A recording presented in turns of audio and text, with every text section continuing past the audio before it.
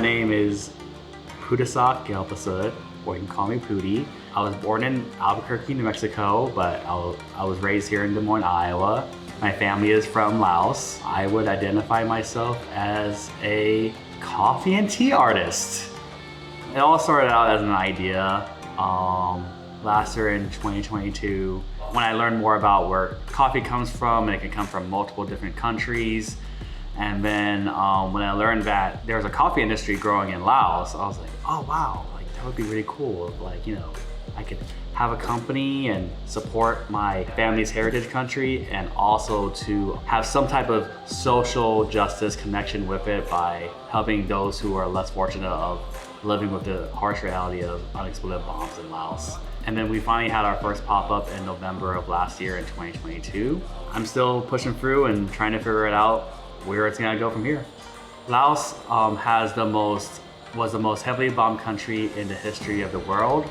More bombs were dropped on the country of Laos during the Vietnam War era than there were bombs dropped in World War II. At this point in time, I think there's probably only about 1% to 2% of unexploded bombs have been literally being cleared from the land in Laos.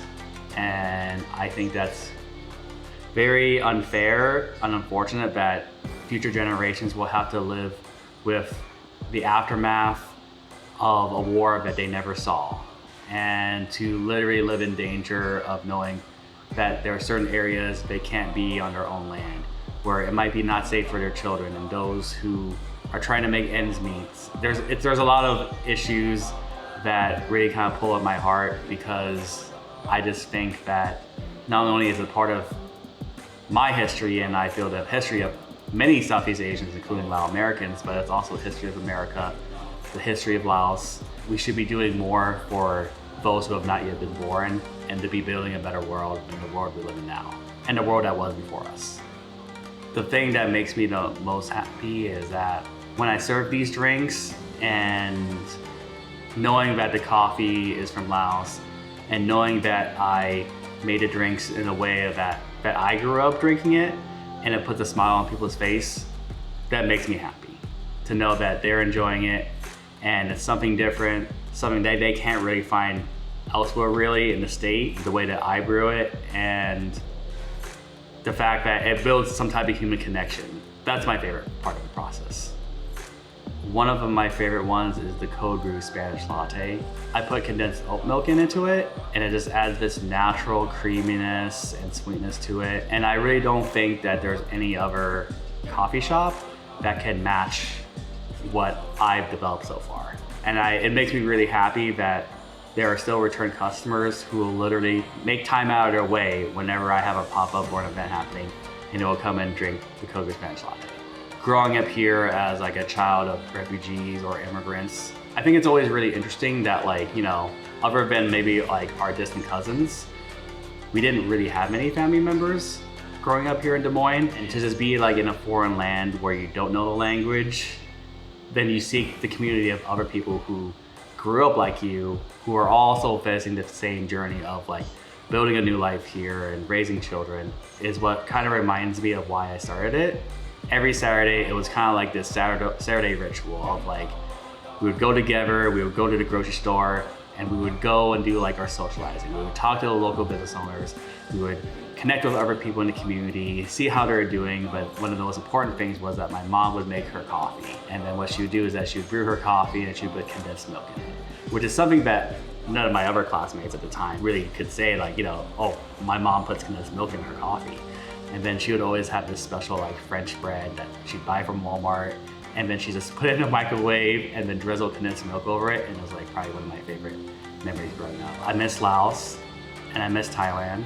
It's kind of like my love letter to a place I want to return to, and being out there in like the morning market where there's just so many different things happening, so many vendors, so many different types of foods and people you run into. And that's how I kind of see the coffee and tea drinks, just kind of like sharing that love, whether it's the Saturday morning ritual of my mom making coffee, or my love letter and my nostalgia and my desire to return back to visit Southeast Asia and Laos and Thailand is what motivates me to continue making the coffee and tea.